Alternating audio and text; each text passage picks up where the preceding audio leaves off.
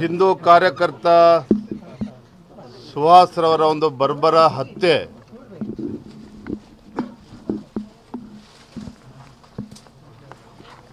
ಇವತ್ತು ಇಡೀ ರಾಜ್ಯದಲ್ಲಿ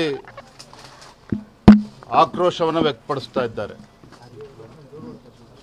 ಕಾಶ್ಮೀರದ ಪಹಲ್ಗಾಮ್ನಲ್ಲಿ ಆದಂಥ ಹಿಂದೂಗಳ ಒಂದು ಹತ್ಯೆಗಳು, ಆ ದುರ್ಘಟನೆ ಮರೆಯುವಂಥ ಮೊದಲನೇ ಮಂಗಳೂರಿನಲ್ಲಿ ಈ ಘಟನೆ ನಡೆದಿರ್ತಕ್ಕಂಥದ್ದು ಇದು ಖಂಡನಾರ್ಹ. ಭಾರತೀಯ ಜನತಾ ಪಾರ್ಟಿ ಈ ಘಟನೆಯನ್ನು ಬಹಳ ಗಂಭೀರವಾಗಿ ತೆಗೆದುಕೊಂಡಿದ್ದೇವೆ.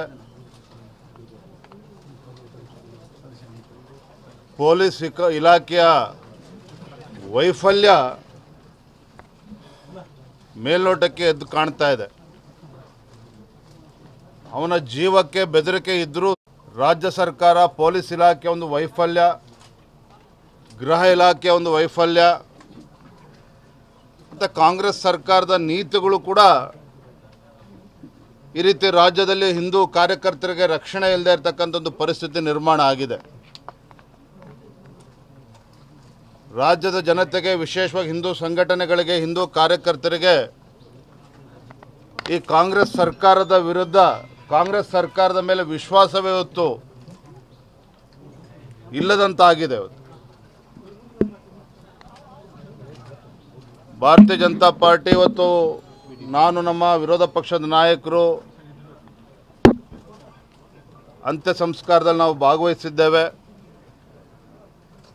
ಕುಟುಂಬಕ್ಕೆ ಸಾಂತ್ವನ ಹೇಳ್ತಕ್ಕಂಥ ಪ್ರಯತ್ನವನ್ನು ಮಾಡಿದ್ದೇವೆ, ಧೈರ್ಯವನ್ನು ತುಂಬತಕ್ಕಂಥ ಪ್ರಯತ್ನವನ್ನು ಮಾಡಿದ್ದೇವೆ. ಇಂಥ ಸಂದಿಗ್ಧ ಪರಿಸ್ಥಿತಿಯಲ್ಲಿ